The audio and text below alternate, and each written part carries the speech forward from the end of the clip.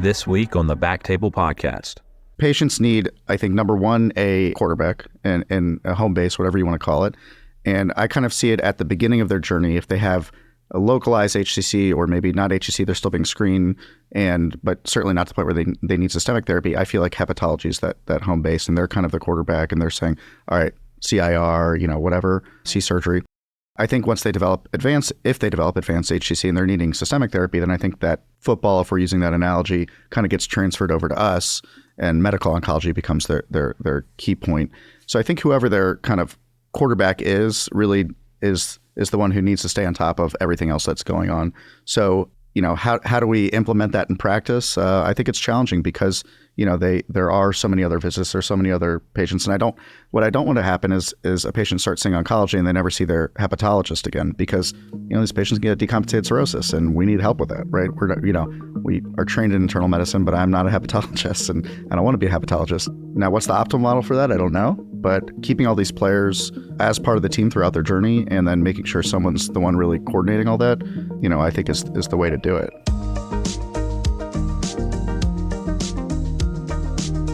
Welcome to BackTable Tumor Board, your source for the latest on multidisciplinary cancer care. Welcome. Hey guys, I'm Tyler Sandow. I'm an interventional radiologist at Ochsner Health. We're here in the BackTable studio in San Diego, California. I have some of my Ochsner team here with me. To my left, I have Stephen Young. He's a hepatologist with us. To my right is Deondra Bonds-Adams. She's our patient navigator in interventional radiology. And then to her right is John Mizrahi, one of our medical oncologists as well. To break the ice, I just want to do a quick icebreaker question. If you were chicken wing flavor, what would you be? I have to go with barbecue. I'm going to keep it classy and go buffalo medium. Spicy. Spicy? See, I would be sweet heat. But I've had time to think about this question, so that makes things a little bit easier. I would have chosen the same for you. Thanks. For what it's worth. I knew you would have. Thanks. On to serious questions. Part of the session today is about patient flow. And I think we get so focused on how our interaction is in the workplace of a multidisciplinary team, but we don't necessarily think about what the patient experience is like. And so I wanted to start off with a simple question and see if you could help guide me this way. Let's say I'm a patient and I just get diagnosed with HCC. What happens next? So I guess from a hepatology standpoint, a lot of those patients end up seeing us before oncology because they may not call it HCC on imaging, so they'll just get referred to hepatology as a liver mass. And John, correct me if I'm wrong, but we end up seeing a lot of those that just get referred straight to us. And so we'll meet with the patient. I sort of explain how HCC is typically an imaging diagnosis if they already have cirrhosis. And so I'll kind of go through the basics of what treatment options we have, but just about all of our patients we'll discuss in our multidisciplinary conference, which you're a part of, John's a part of, and just talk about basic treatment options first. And then we'll bring them back after and talk about a treatment plan after we've formally reviewed them in our conference. Okay, so first question, do you routinely ask for biopsies on your patients with HCC? The vast majority, if they have underlying cirrhosis, the vast majority we can diagnose based on imaging. Perfect. And I guess my next question, we talk about a multidisciplinary tumor board. Who are the players in the multidisciplinary tumor board? Yeah, so it's very multidisciplinary. So medical oncology comes, that's my forte, but we're kind of in the background for a lot of these patients because a lot of the ones we're discussing tend to be a little bit earlier stage. So, we have our role. I think radiology and interventional radiology has a crucial role. Hepatology is obviously there, and that's really in our practice, who's, as Stephen mentioned, who's really presenting most of the patients to the multidisciplinary tumor board. Is the hepatologist will almost be the quarterback, the kind of the home team, and they will be, presenting the case and know the background and take it from there. We have transplant surgery. We often have surgical oncology. We have some social workers that are there. I think that kind of runs most of the gamut. I think, a lot of tumor boards will also have radiation oncology. We don't have a huge radiation oncology presence in our tumor board for HCC, but I think that's something that we need to develop a little bit more since there's an increasing role, I think, for radiation oncology in certain cases. And I think those are the main players at our tumor boards. I will say that we do have a rad onc who calls into all of our conferences. He just never says anything, but in case you ever mention rad onc in any way, he always chimes in and says, "I'm here," just to make sure that we know. So when it comes to treatment strategy, we typically follow the BCLC algorithm, right? And so I would say we break patients into early, intermediate, and advanced stage, and we're going to have a discussion later about advanced stage patients. But early stage patients, I would say, by and large, we're looking at a curative intent approach, right? What do y'all think would determine whether or not we went resection versus bridge to transplant? And this is probably a great question for you, Stephen. What do you look at when you're saying this patient might be a good transplant candidate, this patient might be a good resection candidate, or maybe they might fit for ablation or Y90 as a definitive approach?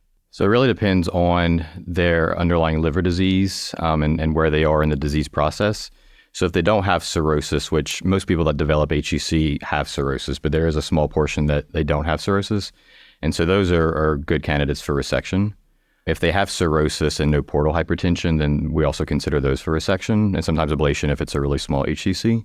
But if they have clinically significant portal hypertension, which we can usually diagnose non-invasively, then those are the patients we should be talking about a bridge to transplant, assuming they have still early stage HCC. Gotcha. Now, let's say that the patient has significant portal hypertension, and which would obviously dramatically increase their surgical morbidity mortality. But let's say they don't want a transplant, or maybe they're an active drinker. What kind of treatment strategy approach do we go there? I guess it'll depend on sort of the size of the tumor and the number of tumors. If it's a small single HCC, then we can talk about ablation, potentially a Y90. If it's larger, then probably Y90 TACE would be better options. Gotcha. So me being the interventional radiologist, and John said this too, and I think you're saying this, we are critical players, and I'm doing this to toot my own horn. I'm doing this as a joke too. But I'm seriously too, interventional radiology does play a key role in the multidisciplinary tumor board. We help coordinate the imaging and then come up with treatment strategies alongside you guys. And we all know, I know how you think and your thought process. And I think we work as a very good unit in terms of how we structure patients, which has probably been one of the big keys to our success, is we all have a similar mentality approach. But I do want to get into one of the critical pieces. So we routinely, I would say a lot of these patients will come through interventional radiology.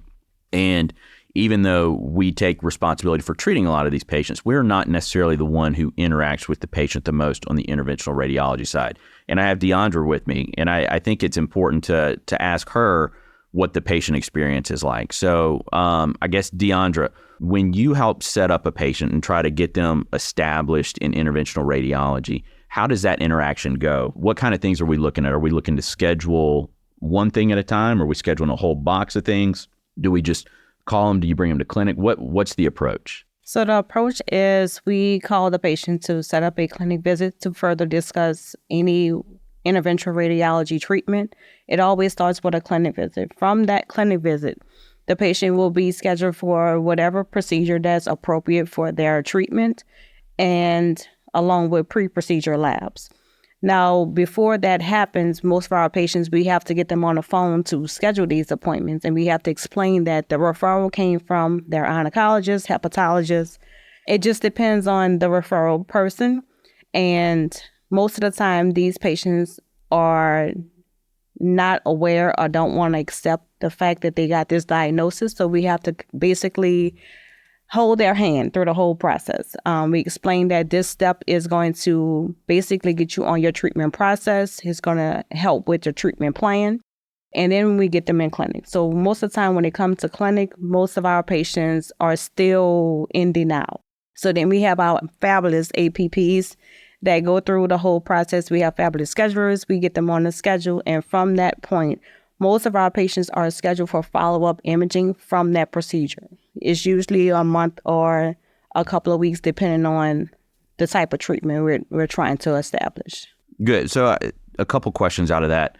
And what I think is important is that we're not just, what we don't want to be in interventional radiology is a one-stop shop where we're just doing a procedure. We do want to accept some responsibility for the care of the patient. Now, more often than not, our hepatologists and our oncologists spend a lot more time with the patient and have had many more interactions. But we don't want to only be a procedure-focused specialty. We want to take some ownership in terms of when you come into us, we want to treat your problem, but also resolve your problem, or as best we can resolve your problem. So we're scheduling patients for their treatment, but like you said too, we're also looking at labs, and we're also making sure we get follow-up imaging. Now, after that follow-up imaging, what happens do they come back to us? After the follow-up imaging, they have to come back to our clinic for our APPs to basically give them the results of the follow-up imaging to let them know if the treatment response is working in the right favor of the patient or if they need more treatment based upon what we could see on the MRI. And that all that information comes from the interventional radiologist that performed the procedure. So we're coming up with a strategy based on the follow-up imaging. Yes. Now, I can also understand from a patient perspective that when you get the first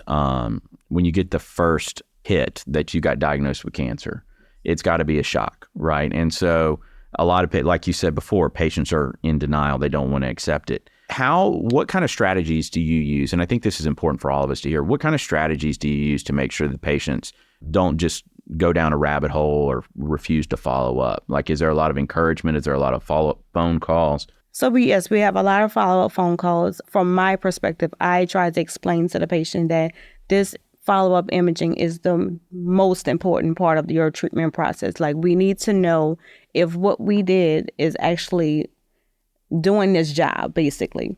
Most of our patients don't understand. They just think that it's just an imaging. And I'm like, no, this is going to tell us if that what we treated is actually where it needs to be. If not, then you need to follow up with multiple treatments. I do explain that to patients ahead of time, like this not going to just be basically a one-stop shop. You're going to probably have to come back to interventional radiology for multiple treatments, but it all depends on that first step. Awesome. Now, I'm not going to keep hammering you with questions, but I do got another one. From a scheduling perspective, what are the barriers to getting patients to a procedure? What kind of things have you encountered when it comes to getting a patient on the schedule? So most of the time, the barriers are the patient's availability, them having a loved one, friend, or someone that can come with them during a procedure, transportation, depending on where they live. So most of our patients are coming from afar. We have Alabama, Mississippi, Florida. It just depends. And so most of the time, it's the availability and the time frame. And then the next step would be if it has to be scheduled with a certain provider, meaning an interventional radiologist, and what procedure room, meaning like an angio room, a fluoral, or they need to be CT. So that kind of is our barrier, but we know how to work through it. Oh, I know you do. Now, I'm going to get back to the multiple providers, multiple procedures thing in a little bit. But you mentioned one thing, location. So, and this shifts back to you, Stephen. I think we have an incredible system in New Orleans about how things work. I think centrally our workflow is great. What I don't think people appreciate is the amount of territory that you cover in hepatology, and you as well, John, in oncology. The amount of, like, you cover all of South Louisiana and then spreads into Mississippi and Alabama and parts of Texas. I don't think people appreciate that you are covering such a wide ground. Can you describe, and I think that's also key to your success too, can you describe how what kind of outreach clinics you have and how that works for the health system as a whole? Sure. So yeah, obviously we're based in New Orleans, so for the most part we're seeing patients in New Orleans. But most of the hepatologists at Ochsner have an outreach clinic.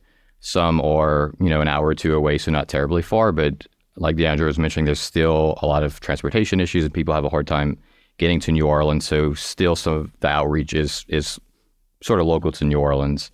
We have one of our hepatologists who goes up to Shreveport once a month, which for people who are not familiar with, the geography of Louisiana, it's sort of the complete opposite corner of the state. So Shreveport is up northwest state, whereas New Orleans is southeast. So they're about 5 hours away from each other. Personally, I have an outreach clinic in Lafayette that's about 2 hours away.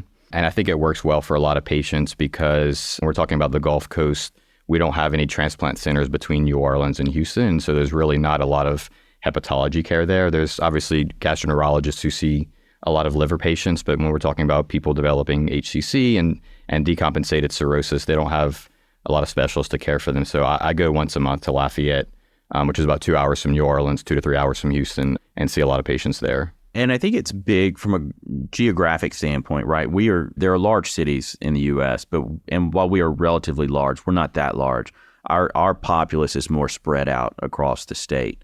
And so when you have a large central populace, there is, you can have multidisciplinary clinic, right? Well, John, you alluded to this earlier. We have a multidisciplinary tumor board in all of the key players are interacting and making good treatment decisions. Now, can you kind of explain, and we do this a little bit with you guys in surgical oncology and medical oncology, what the difference is between a multidisciplinary tumor board is and maybe a multidisciplinary clinic and how that might affect treatment decisions and outcomes? Yeah, so a multidisciplinary tumor board would be kind of what I described. We have ours on Tuesday mornings where it's our liver conference, and patients get presented. We're all in the same Zoom or sometimes in the same room increasingly. Well, now it's going back to being in the same room, but a lot of that's transformed into Zoom. So that's, it's great. We discuss patients, but we're not always there. The patient's not in front of us. We're not always there face to face. So a multidisciplinary clinic, on the other hand, is where, a patient comes in and multiple subspecialties are embedded in the same physical location, right? So you have a patient and we would try to schedule them to see multiple, providers on the same day and within the same clinic area. So they might see a surgical oncologist, a radiation oncologist, a medical oncologist, or interventional radiology, all in the same 2 to 3 hour window. And that allows for, I think, a much deeper level of conversations that we're able to have about the patient care, right? So I can have a patient in front of me and walk over to, the surgeon and say, hey, this patient doesn't really pass the eyeball test. They might look good on paper that this was, a transplant candidate or a surgical resection candidate, but I think we're going to have trouble getting them, through a case.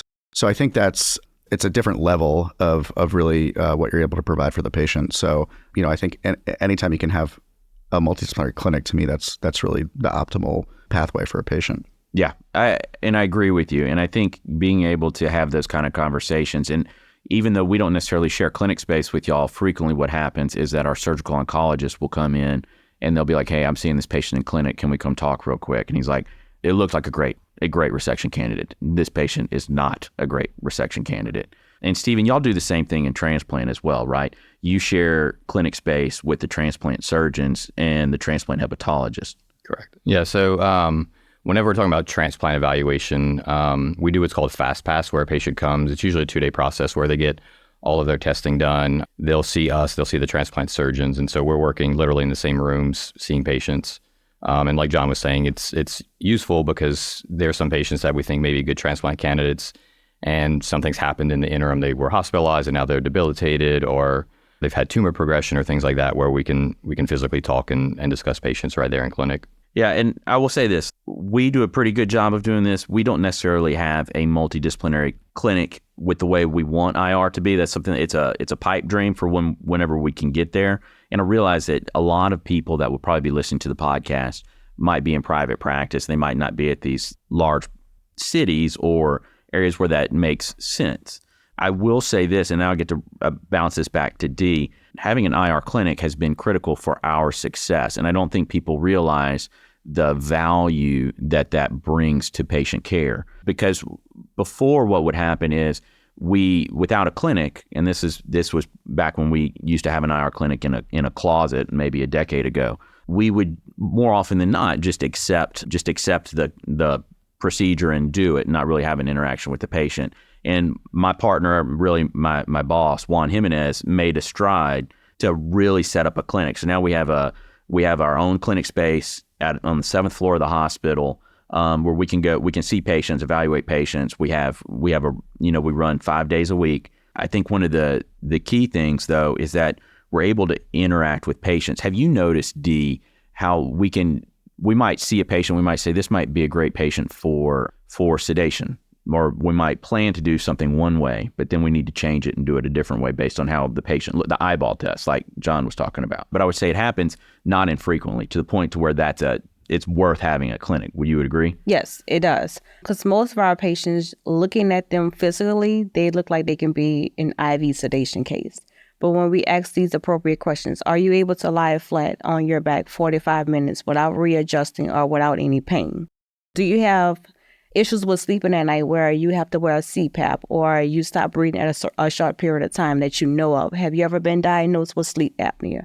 That gives us an opportunity to ask those questions versus the patient just coming in. We find out on the procedure table that they should have been an anesthesia case versus an IV sedation case. I think too, the importance of having a clinic interaction with patients is we can kind of set expectations too, right? Like, so I think if a patient comes in and they think they're going to get a procedure and it may be described as, I'm sure you guys describe us as incredible interventional radiologists, but they may not always think that when they're getting the procedure and they're complaining of a little bit of pain. And by a little bit, sometimes more often than not, it might be a little bit more than a lot. But being able to set the expectation with the patient, hey, it's not just a one procedure, it might be two procedures, or it might be two procedures and a follow-up, or you're going to be uncomfortable for a couple of days after the procedure. You were going to do this imaging after the procedure. I think being able to have those kind of discussions with the patient, also understand where they are in their understanding of their disease process, is very helpful as well.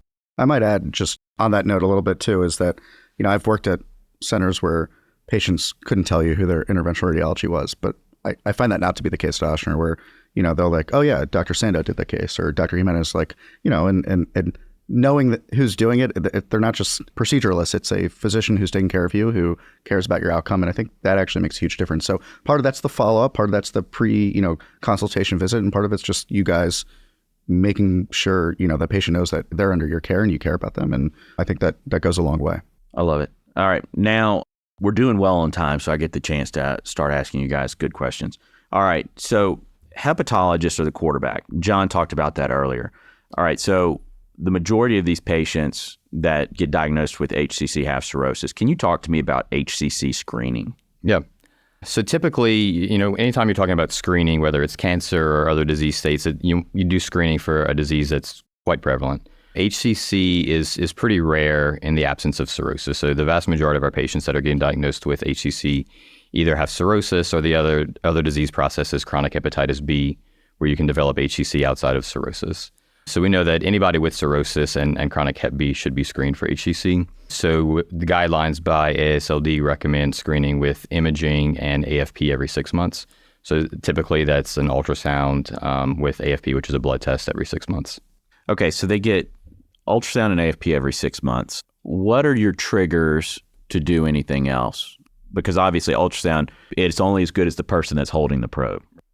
Yeah, and there can be various reasons why ultrasounds may not give you the best images. If somebody's obese, if they don't have good windows, we may not get good visualization. So if we get that in the ultrasound report, then typically we'll do cross-sectional imaging, either a CT or an MRI. Or if they have an elevated AFP, even if they have a normal ultrasound, that would trigger us to get cross-sectional imaging. Are there certain etiologies of cirrhosis that are more prone to HCC? The risk is a little bit different with each cause of cirrhosis, but overall they're fairly similar, somewhere between 2 and 5% probably. Okay, now I noticed this, and forgive me if this is a stupid question, and I probably am going to sound dumb, but I've recently seen not NASH with an N cirrhosis, but MASH with an M cirrhosis being described. Can you describe that for me? Yeah, so over the last year or so, we've changed the terminology of NASH, which is non-alcoholic steatohepatitis, or non-alcoholic fatty liver disease. There was some stigma associated with the terms of alcohol and fatty liver, and so we've sort of gotten away from that and described it more as a disease state. So the sort of overall umbrella terminology is MASLD, which is metabolic dysfunction associated steatotic liver disease. So steatotic meaning fat. It's sort of a mouthful. So MASLD is sort of the umbrella term. And then if you have inflammation associated with that, we call it MASH now. So metabolic dysfunction associated steatohepatitis. And then if MASH is there for long enough, you get fibrosis, and then you can potentially end up developing cirrhosis from that. So it's just a fancy word for fat. And correct. That people more medical. So it's okay. Well, perfect. So we were still talking about the same thing. Yeah. But they also, part of the change in terminology is they wanted to have it incorporate the metabolic disorders that we see associated with it, whereas non-alcoholic did not accomplish that. So now that it's metabolic dysfunction, that insinuates that you not only have fat with it, but you have metabolic comorbidities. So you have hypertension, diabetes, hyperlipidemia, obesity sort of associated with that steatosis. Perfect. Okay, that makes sense. Now, the Hep C drug probably changed the cirrhotic impact of Hep C, I would say, right? You would agree? Absolutely. But what about the incidence of HCC? Because my understanding from this would be that if we fixed one of the leading drivers of HCC, that the incidence of HCC would go down. Is that the case? For Hep C, probably, but the incidence of HCC is still rising, mainly due to the rising incidence of MASH. It's definitely decreased the number of patients that are developing cirrhosis and decompensations from Hep C, and over time will decrease the risk of, or decrease the incidence of HCC with Hep C.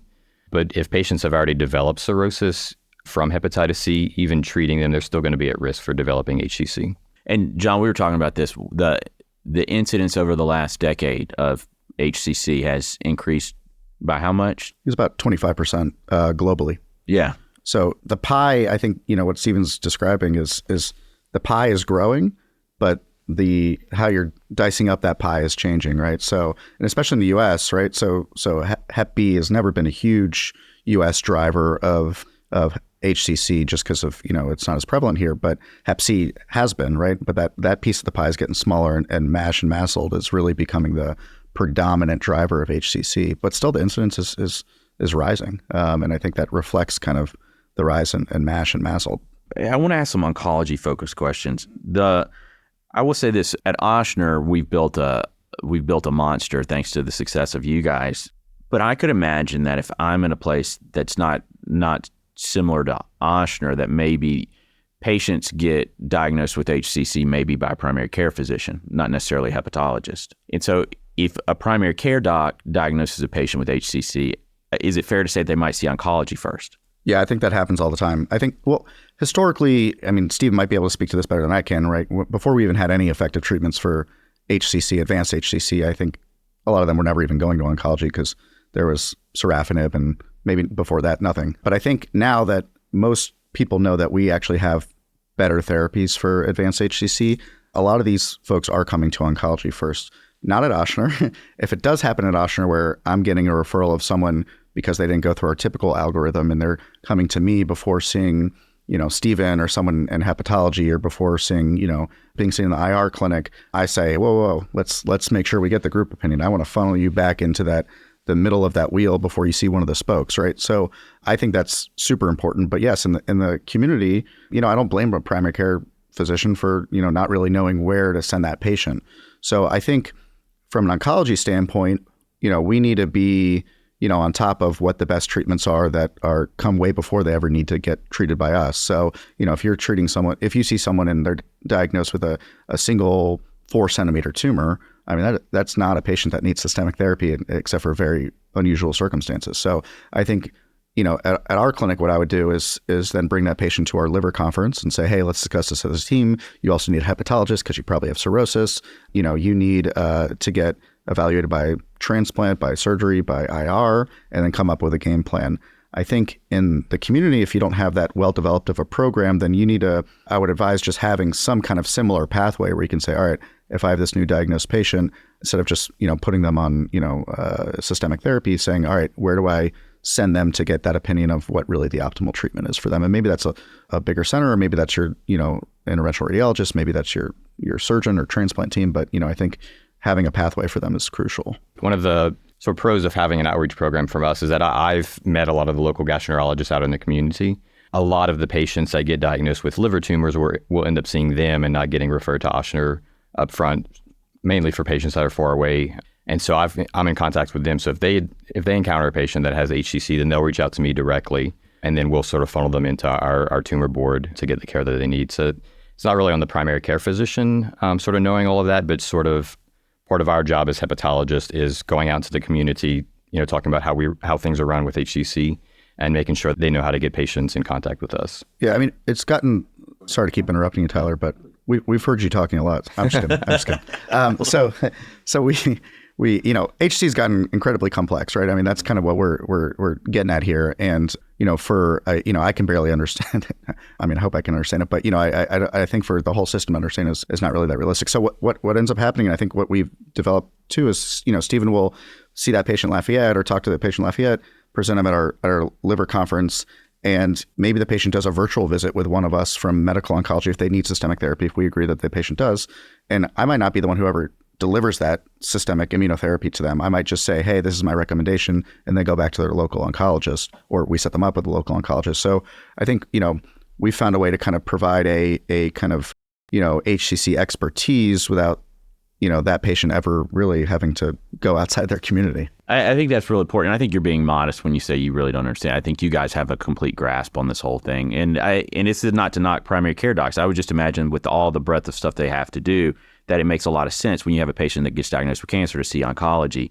You guys have set up a monster. And I think that you have connections, you have your fingerprint throughout the South. And what's really impressive with you, John, is that I know that you do these virtual visits and you set up these treatment strategies that other oncologists will then deliver. And you're doing this just because you want to provide the best care for patients. I'm thinking about this from let's say I'm a private practice IR guy. And let's say that I don't have the same type of tumor board built. I don't necessarily have, or maybe I'm new to a practice and I'm trying to make sure we set up a foothold like this. What would you advise an interventional radiologist or maybe even a young oncologist or a young hepatologist to build this kind of network? What does that thought process or discussion look like? Yeah, I mean, I think the first is having good lines of communication. Like you say, all right, I know someone who has an interest in doing this. So if you're an interventional radiologist, then you find your medical oncologist, you find your surgeon, someone who really has a vested interest in saying, all right, we want to provide optimal care for these HCC patients. So whether it's a formal tumor board or whether you feel like I can just phone a friend and say, hey, this is what I'm seeing on the imaging. Let's discuss what we think the optimal treatment would be. Because, I mean, we'll get into this in our later conversations, but we do a lot of combined therapies, right? So, those are particularly complicated. So it's not just they're seeing you doing something and then seeing me and doing something, but sometimes our treatments are ongoing in parallel together. And you need to have that constant communication with one another. So I think if you have an open line of communication and then you can consistently talk as the patient goes along their treatment pathway, I think that's really optimal. But first, finding people who are interested in, providing that best care and then maintaining those communication channels. I would add to that if you're, out in the community, not at a transplant center, is finding the closest transplant center and being in contact with them. Because especially if you diagnose somebody with early HCC, then a lot of those patients we're considering transplant as part of their treatment plan. And so you want to make sure you plug them in early, especially if they're transplant candidates, because we've seen people that maybe should have gone transplant first and they get resected and then they had portal hypertension. Maybe we didn't know it or maybe it wasn't picked up and, they decompensate after and then they may not be transplant candidates at that point. So sort of identifying your transplant center and being in contact with them when you identify HCC patients. Yeah, I think at the end of the day, the goal here is to provide the best survival outcome for patients, and transplant is where it sits. Now, granted, there are very few livers to go around, but when you can replace the actual cirrhosis with a non-cirrhotic liver, the patients do dramatically better. Now, I want to hit D again, not hit you, not actually hit you, but ask you a question. You talked about one of the difficulties, and you do an incredible job at this, so I just want to highlight how you do this. But one of the difficulties to scheduling patients with multiple providers on multiple days at multiple sites can be challenging, and especially for Y90, but all of our stuff. So how do you keep that organized? What do you do? Take it one day at a time. Yeah. So you basically have to see what works well for the patient. Most of our patients, if they're coming from afar, they want to do everything in one day, one trip. So it's just a matter of being in contact with the other providers, try to streamline the scheduling for that patient. If I see they have 2 other appointments, I will try our best to kind of give them at least an hour and a half window for each appointment versus stacking them on top of each other, because sometimes some appointments run over. We want to make sure that it's worked well for the patient and not for us. And so we are probably, if we haven't done it already, we're going to treat 300 patients with Y90 for the second consecutive year. How do you keep that organized? Right? I mean, because imagine it's a clinic consult. I'm looking at patient encounters. There's a clinic visit, there's a mapping visit, there's a procedure, at least one procedure visit, there's a follow-up, and then whatever happens after that. The ability to make mistakes in that world, and you don't, seems incredibly easy. I think you wouldn't fault anyone for having stuff fall through, but you don't ever have anything drop. How do you make that work? So as of right now, we basically have what we call like a spreadsheet of all of our patients that are Y90. And so from clinic visit to mapping to delivery and follow-up. So in our Ochsner system, we have in-basket messaging. So we have our APPs, we have our interventional radiologists that are constantly sending messages for follow-ups. Our APPs are on top of it. They always follow up and making sure that we schedule, but As soon as we receive that message, we're calling our patients to get them on the schedule and follow through with it. Most of our patients, they are complicated to get in touch with, but we just keep trying. And one of our ways of, if they don't answer, we will send them a letter. And most of our patients have what they call My Chart. They'll see the My Chart message, or we'll contact the emergency contact if we can. Sending a letter has been helping with patients getting in touch with getting back in touch with us. But it's just keep trying. You can't give up, because most of our patients, because they have so many appointments, all of the appointments become one and they're confused. So we are basically the navigator through their whole process. On this spreadsheet, I want to get back to that. So on this spreadsheet, what's all on it? Is it like, have they been contacted by their provider to let them know that they have HCC, that they, clinic appointment scheduled, mapping scheduled? How does that work? So that works for basically when they're notified by whatever provider it is that's going to notify them of their diagnosis. That starts. Then the clinic visit is scheduled. That is marked on that spreadsheet. Then we have the mapping date. And from that mapping date is usually between 4 to 6 weeks, depending on the provider that we are scheduling for their delivery. All of that information is on with that patient. I keep my own personal list of people because most of our patients have multiple treatments, so we have to stay on top of it. And most of them need treatment 3 to 4 weeks from the last one. So just keeping a list of all the patients for my own personal use keeps me from having anyone fall through the cracks or don't get scheduled in a timely manner. No, that's great. But then how do you coordinate it to the provider? So there's probably at least 7 of us that do Y90. How do you make sure that you don't schedule my patient on Wednesday or vice versa? We have what they call an interventional radiology, like a calendar that has everybody's days when they're working at certain hospitals, if they're off. And I'm in constant communication with y'all all the time. So via text or phone call. And most of the time that schedule changes, but in the midst of that changing, we normally know in advance, so then we can kind of maneuver the patient onto a different day. Now, sometimes y'all don't tell us, so that happens, and then it's a last minute swap-a-roo, but it works. Now, in the spreadsheet, we're color-coded too, right? Yes, it's What color-coded. color am I? I think you're yellow. Just sweet heat. That's it. I like this. We're rolling back to sweet heat. All right, cool. So I think we're getting close to where we need to wrap up. Now, in the importance of patient care, I think let's look to the future. What do you think can be done to help improve care coordination, or what is the future of HCC going to look like? If you were to try to find a way to optimize what we do, and I think we do a good job, but I think there's always opportunities to improve. What can we do differently? How do we streamline things? How do we make it better? I think if I had the answer to this, I think we'd already be doing it. I think there's so many moving parts, and the number of moving parts are increasing. And, the stuff y'all are able to do in IR is increasing every day, right? So I think patients need, number one, a quarterback and a home base, whatever you want to call it. And I kind of see it at the beginning of their journey. If they have a localized HCC or maybe not HCC, they're still being screened, but certainly not to the point where they need systemic therapy. I feel like hepatology is that home base, and they're kind of the quarterback, and they're saying, all right, CIR, whatever, C surgery. I think once if they develop advanced HCC and they're needing systemic therapy, then I think that football, if we're using that analogy, kind of gets transferred over to us, and medical oncology becomes their key point. So I think whoever their kind of quarterback is really is the one who needs to stay on top of everything else that's going on. So, how do we implement that in practice? I think it's challenging because, there are so many other visits, there's so many other patients. And what I don't want to happen is a patient starts seeing oncology and they never see their hepatologist again because, these patients get decompensated cirrhosis and we need help with that, right?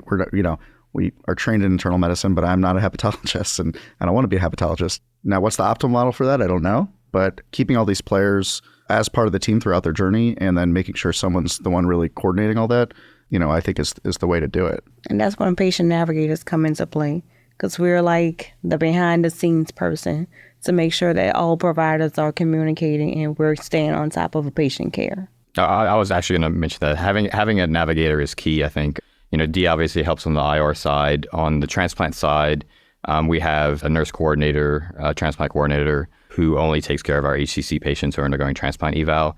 And similar to Dee, she keeps spreadsheets and keeps very organized about when patients need follow-up imaging. If they've been treated by IR and they don't have any residual recurrent HCC, they still need really close imaging. And so she makes sure that all gets scheduled in a timely fashion. They're seeing us in clinic. I think that's really key to caring for HCC patients. Obviously, we're not perfect at Ochsner. We still have room for improvement. But I would say for centers that don't have a multidisciplinary conference, I think that's really key in caring for these HCC patients. There have been studies that shown that sort of outcomes, dropping off of the wait list, all that is better when you have a multidisciplinary approach to caring for HCC. So you guys get to brag on your navigators. I get to harass mine in this thing. Yeah, I think we need more navigators. I mean, honestly, almost like every patient needs their own personal navigator. And, especially because they're cross-disciplinary, right? So Dee's very accessible. I can, message her and harass her. So you don't get to keep her all to yourself, Tyler. But, it's almost like if every patient had their own personal navigator who took them through the process, that would be obviously that's not, I don't know how realistic that is, but, it's having an IR navigator is great, having a hepatology, but almost like you have in transplant where there's someone who's like guiding you through the whole process throughout every specialty is almost, I feel like, the optimal approach, right? So a patient, we get our imaging for advanced HCC at a certain cadence when they're on systemic therapy, and maybe the patient got Y90 while they're on systemic therapy. Y'all get an MRI 1 month after their Y90, and then, I'm like, oh, I want to add a CT chest to that. It's coordinating those like minor details and making sure I'm not getting an MRI a month apart because that's when my cadence was telling me to do it. There are a lot of moving parts here that things can get lost. So I think, in an ideal world, I think having like a single person who would coordinate them on their entire path would be the best. I don't know how achievable. Well, I that love is. this. I was actually, as you were saying that, I was thinking, I just took my kids to Disney World, and there's this Disney Genie app, and it literally it describes things and you have your own genie, right? Dee, you're a genie now. All right. You have your own genie that kind of walks you through this whole thing. And so the one thing that can't be echoed enough is that we are successful because our navigators put us in a place to be successful, and they help patients get through the experience. As we end, I thank you guys so much for coming. I'm lucky to be part of this group and just kind of ride on your shoulders because we are successful because y'all are successful and y'all do such a wonderful job. From Stephen Young on hepatology, John Mizrahi in oncology, and Deondra Bonds-Adams in navigating. We're a collaborative group, and it's very fun. So thank you guys. We'll have more sessions throughout the day. I can't wait for you guys to get tougher questions to have to deal with. But with that, thank y'all. Thank you. Thanks for having us. Appreciate it, Tyler.